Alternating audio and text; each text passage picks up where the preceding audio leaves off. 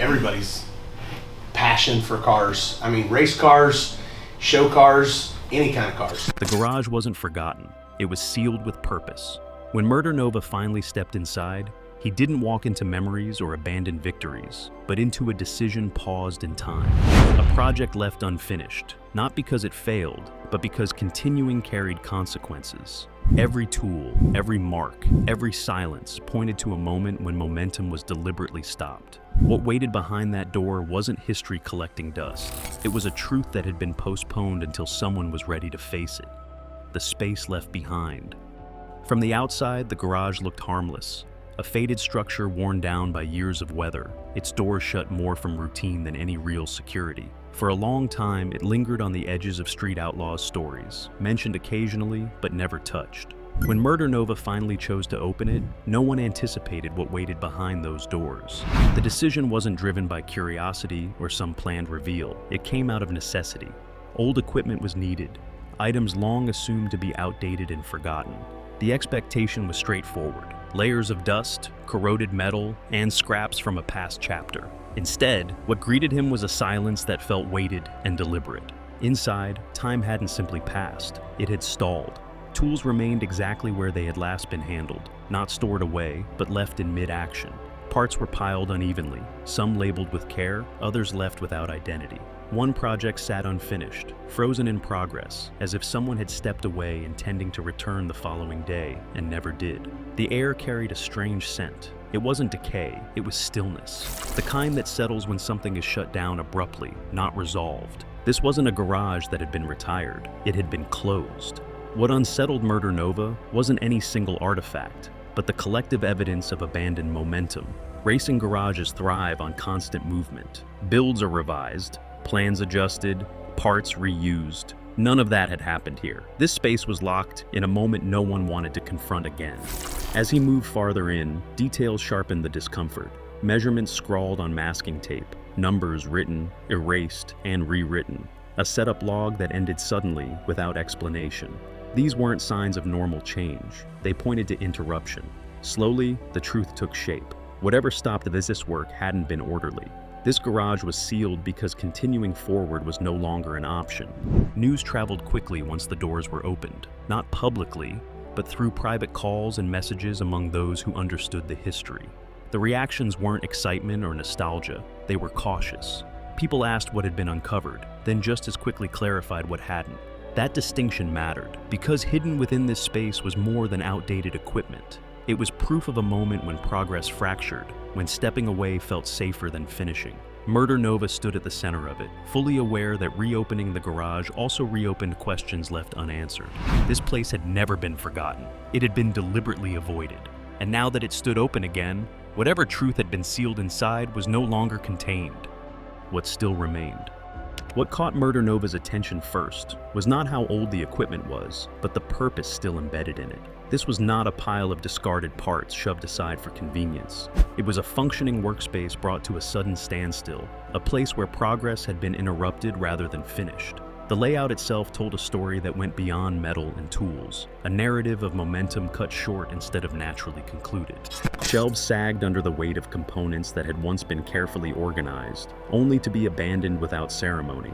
Handwritten labels still clung to bins, listing tolerances and configurations that never reached the track. Some parts were untouched, others partially altered, suggesting choices made and then left hanging. In racing, unfinished work is uncommon, because unfinished work usually represents opportunity lost. At the center of the garage sat the build that refused to fade into the background. It had not been stripped, scavenged, or repurposed. It remained preserved in its half-completed form, as if leaving it intact had been deliberate. The setup was bold and experimental, unlike anything ever raced publicly. This was not a backup plan. It was a clear direction. The longer the space was examined, the more unsettling the details became. A timing chart pinned to the wall ended mid-session, its final numbers smeared but readable. A fuel map showed repeated revisions, each pass tighter than the last, before stopping abruptly. These were not signs of retreat. They pointed to escalation, to boundaries being tested rather than abandoned. Near the back of the garage, a workbench held a stack of notebooks that had not been disturbed. They were not standard logs. They read like contingency outlines, mapping scenarios and adjustments for conditions that never arrived. The language was exact, urgent, and incomplete. Pages ended mid-thought, as if the writer had been pulled away instead of choosing to stop. What made the scene unsettling was not any single object, but the pattern formed when everything was viewed together. This garage had been preparing for something important, something demanding secrecy, speed, and control. The sudden halt suggested outside pressure, not second thoughts. Projects are usually abandoned when they fail. This one had not failed yet. There were also items that felt out of place, parts sourced from suppliers that no longer existed, components fabricated in shops that never reproduced them. These were one-off investments, the kind made only when continuation is expected. Their presence implied confidence right up until the door was closed. As Murder Nova moved through the space, what was missing stood out as clearly as what remained. There were no signs of cleanup or preparation for storage. Personal belongings were gone, removed deliberately, while the work was left untouched. It felt as though someone had taken only what was needed to leave, leaving the rest behind as something they did not want to face again. That realization sharpened the unease. Garages are abandoned when circumstances force an exit, not when someone plans to return. The careful removal of personal traces suggested intention, while the abandoned work suggested urgency. Those impulses rarely coexist unless something has gone wrong. The silence in the garage felt different, shaped by expectation rather than neglect. Dust lay evenly across surfaces, undisturbed by later visits. There were no signs of scavenging or curiosity. This space had been deliberately avoided by those who understood its history.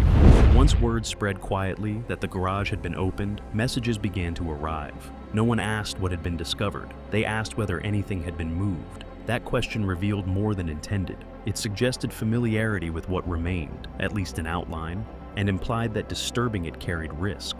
The conclusion was unavoidable. What had been left behind was not merely outdated equipment, but a frozen moment tied to decisions made under pressure. Murder Nova recognized that reopening the garage had already shifted something. The past was no longer sealed. Whatever had been contained here was now open to interpretation, speculation, and consequence. The space had kept its silence for years. Now it was speaking through what it had preserved. What still remained did not provide direct answers. It offered fragments, pointing toward a story deliberately set aside. And as those fragments began to align, it became clear that understanding why the garage was abandoned would mean confronting choices no one wanted to explain when they were made. The door was open, the evidence was still there, and the questions were no longer theoretical. Why the garage was left silent. Understanding why the garage remained sealed for so many years means returning to a chapter most people preferred to remember only in pieces. For Murder Nova, that era was shaped not by a single defining moment, but by steady accumulation. Pressure did not arrive suddenly. It gathered gradually, layer after layer, until the gap between ambition and consequence narrowed almost completely. During that time, the competitive landscape around Street Outlaws was shifting fast. Racing grew quicker, more technical, and far less forgiving. Margins tightened, expectations rose, and tolerance for error disappeared. What had once been driven by creativity and nerve was evolving into something closer to an arms race, where restraint looked like weakness and escalation was treated as proof of commitment. Within that environment, the project housed in the old garage represented a true leap forward. It was not an incremental change or refinement. It marked a directional turn, one that would have placed Murder Nova on an entirely different path. The build stretched limits not only of performance, but of explanation. It required confidence not just in what it could do, but in how those results could be defended once achieved. That difference mattered more than it seemed. As competition intensified, scrutiny followed. Much of it stayed out of view. Conversations shifted to the margins, quieter and more careful than before. Curiosity slowly sharpened into concern.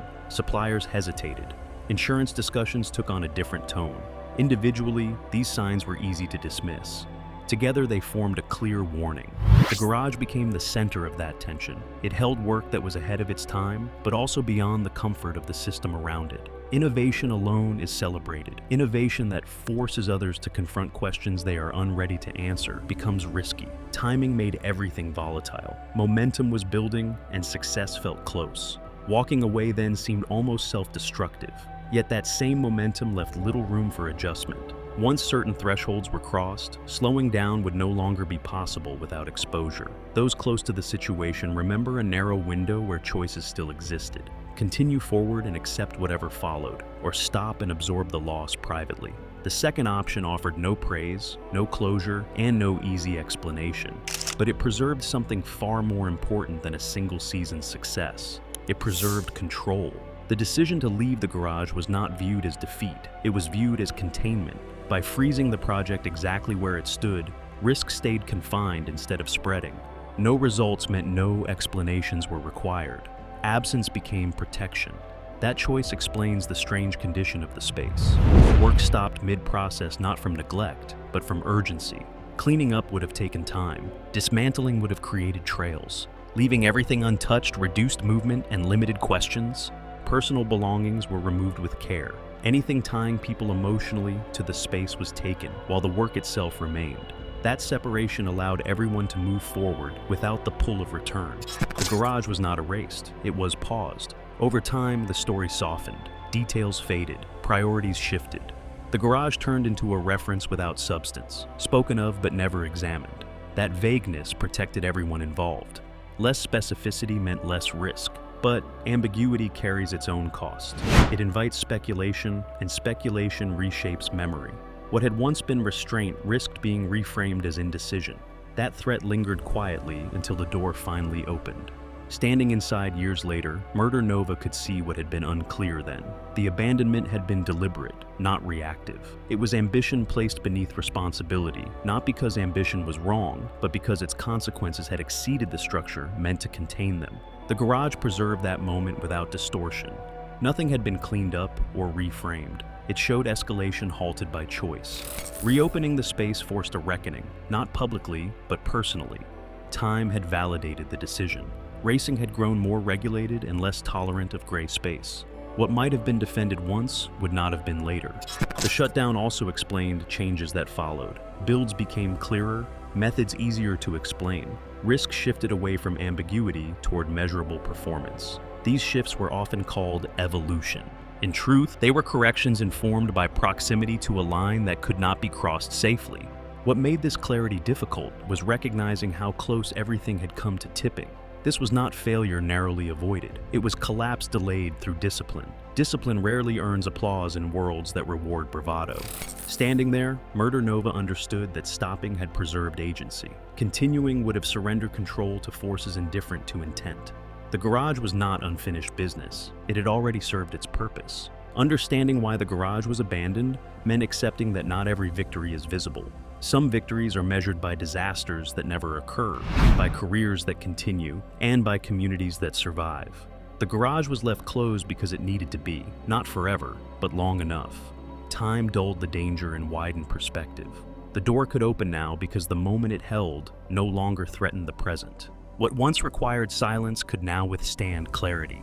The abandonment was not the end. It was the pause that made everything else possible. Reckoning with what was left. Standing within the reopened garage, Murder Nova realized this moment was no longer about parts or past builds. It was about answering to a version of himself he had intentionally stepped away from. The space did not resemble a forgotten workshop. It felt more like a conversation placed on hold, waiting patiently for its owner to return and finally address it. He moved carefully through the room, recognizing choices he once defended and others he had quietly set aside. Each unfinished adjustment, every note scratched out and revised, marked a moment when instinct had pushed ahead of restraint. Back then, those decisions felt required, even justified. Preserved in place, they now carried added gravity. What unsettled him was not regret, but perspective. Years of distance had stripped away adrenaline and replaced it with clarity. He could now see how narrowly the project had skirted a confrontation no amount of on-track success could have softened. The garage held that closeness intact, almost uncomfortably so. For a long time, he explained the shutdown with simple reasoning. The moment passed. Focus changed. Circumstances intervened. None of that was untrue, but it was incomplete. Standing there, he confronted the fuller reality. He stepped away because continuing would have demanded explanations he was not prepared to give. The version of himself he faced was not reckless, but absolute. It required full commitment, not just to winning, but to standing behind the process that delivered those wins. That level of commitment compresses margins in a discipline where margins are already thin. At the time, retreat felt like loss. In retrospect, it read as restraint.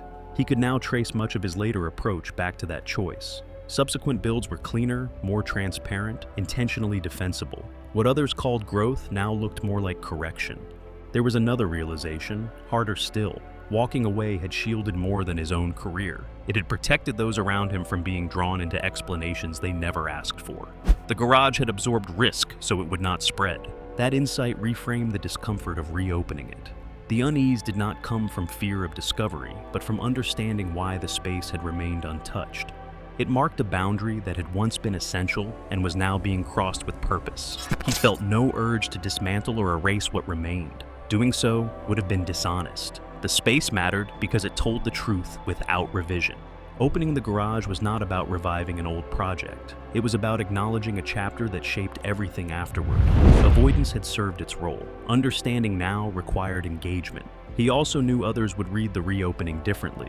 Some would see nostalgia, others would see danger. A few would hear the warning in the silence. He no longer felt compelled to manage those interpretations. This reckoning was inward, not public.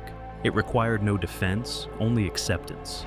The garage had been closed because it needed to be. Opening it now did not change that. It allowed the truth to exist without threat. The past no longer tempted, it informed. That difference mattered. Some doors are closed to protect what is inside.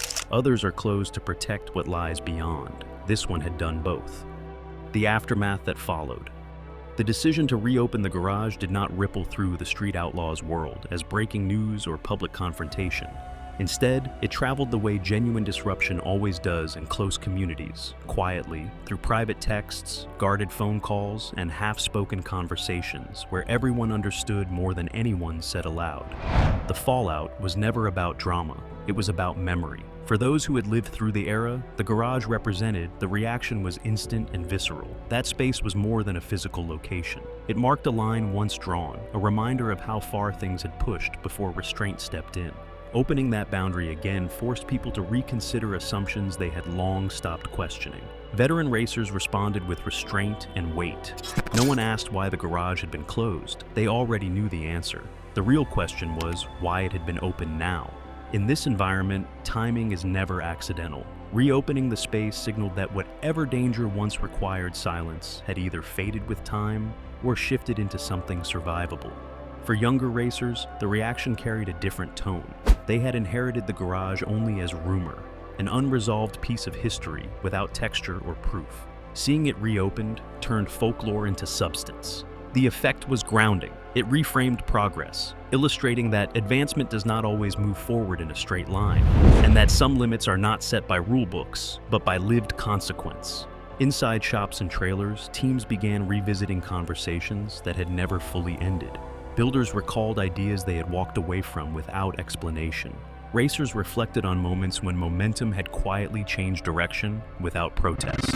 The garage gave those decisions meaning they lacked when they were first made.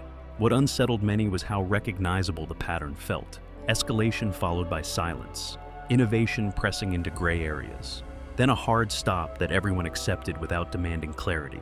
The garage made one thing undeniable. This was not an isolated episode. It was a recurring response to pressure, repeated in different forms across the community. Promoters and organizers observed prayerfully, offering no public reaction.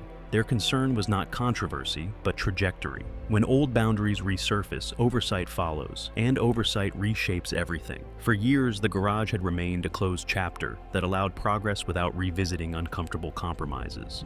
Opening it disrupted that quiet arrangement. Within teams, the fallout appeared as caution. Builders became more deliberate with documentation.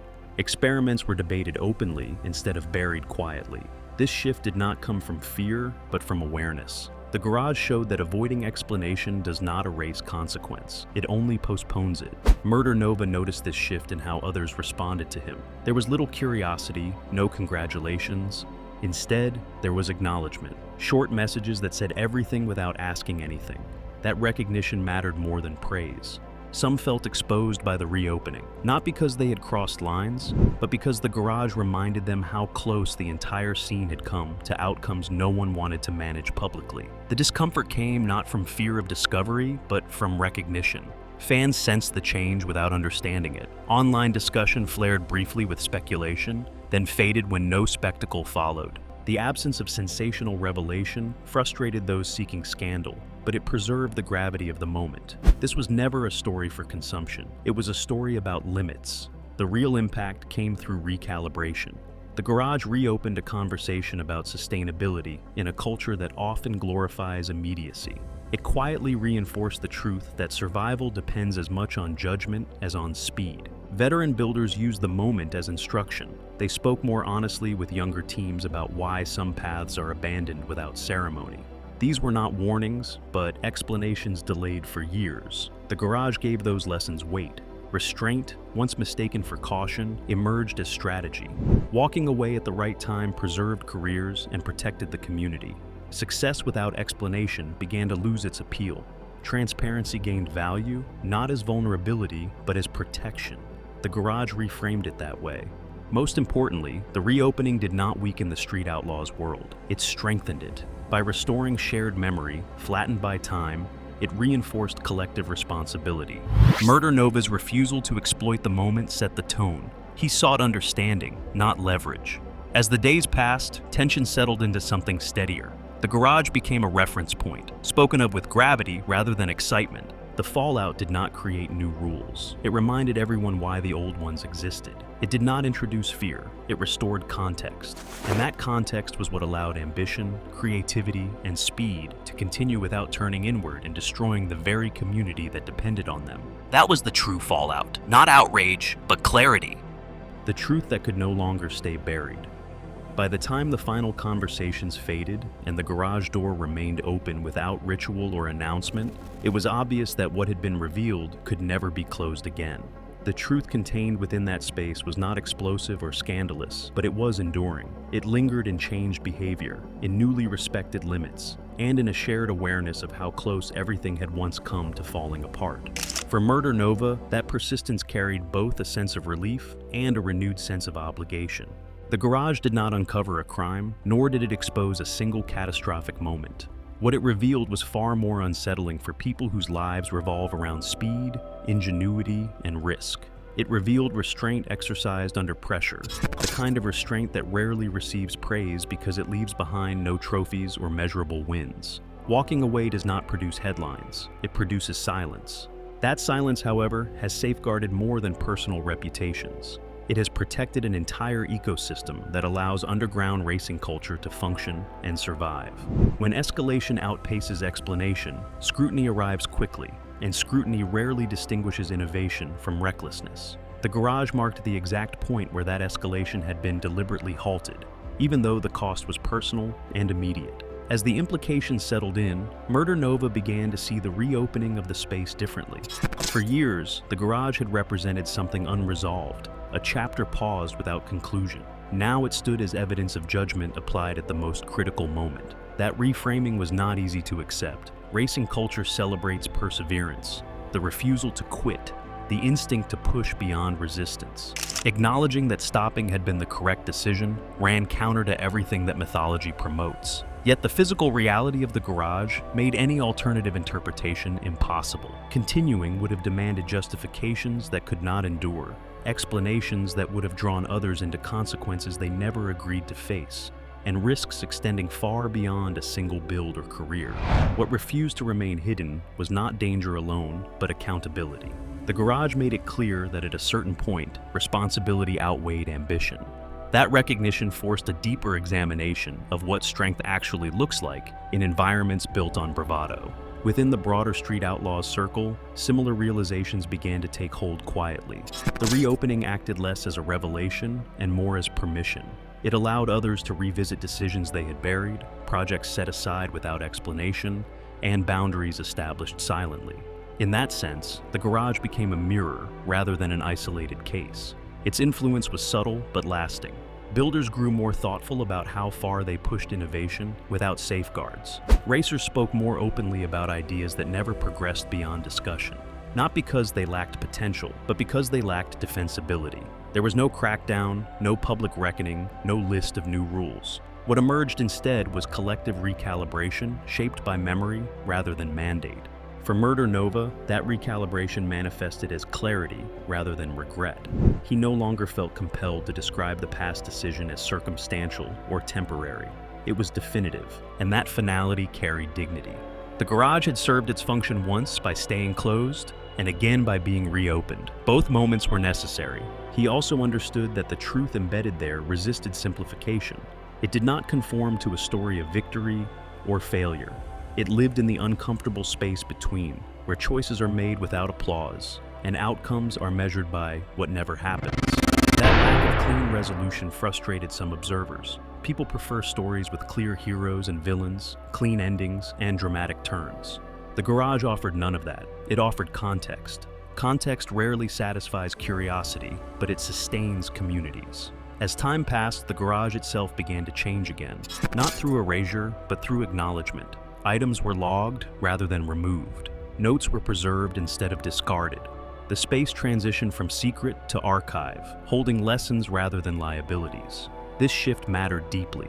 It signaled that the past no longer needed to be hidden to be managed responsibly. Transparency, even when incomplete, diminished the power of speculation. Once understood, the truth lost its threat. The most enduring impact, however, lay in how the racing community internalized what the garage represented. Speed without boundaries is not freedom, it is exposure. The garage reinforced that longevity depends as much on knowing when to pull back as on knowing when to press forward. Murder Nova carried that lesson deliberately into every decision that followed. It shaped his collaborations, his builds, and his willingness to articulate limits rather than disguise them. In doing so, he shifted the narrative from avoidance to intention. The truth that refused to stay buried did not demand punishment or public reckoning. It demanded recognition. Recognition that some victories are invisible, defined by absence rather than presence. The absence of catastrophe, the absence of collapse, the absence of explanations no one should ever be forced to give. In that sense, the garage had always told the truth. It had simply waited for the moment when that truth could be heard without destabilizing everything around it. That moment arrived not because circumstances changed, but because understanding did. The door that once needed to remain closed had fulfilled its purpose. Opening it did not rewrite history, it contextualized it. The truth emerged not as scandal, but as instruction. And instruction, once absorbed, reshapes the future more quietly and more effectively than any warning ever could. What surfaced here was never meant to shock, and that is precisely why it matters. This is not a story about what was found, but about why it was left untouched for so long, and what restraint truly costs in a world built on risk. If you want to understand the moments that shape outcomes without ever making headlines, stay with this series. Subscribe, follow, and keep watching, because the truths that matter most are often the ones that almost stayed buried. In the end, this was never about a garage, a build, or a moment frozen in time. It was about the discipline to stop when stopping carried a greater cost than pushing forward. Some stories end with trophies, others end with restraint. And the ones that matter most are often the ones that never make noise when the decision is made. What was left behind did not demand resurrection, it demanded understanding. And now that understanding exists, not as regret, but as clarity, the past no longer needs to be hidden, and it no longer needs to be chased. It has taken its place as context. Stay with the story, because the most important lessons are rarely the loudest ones.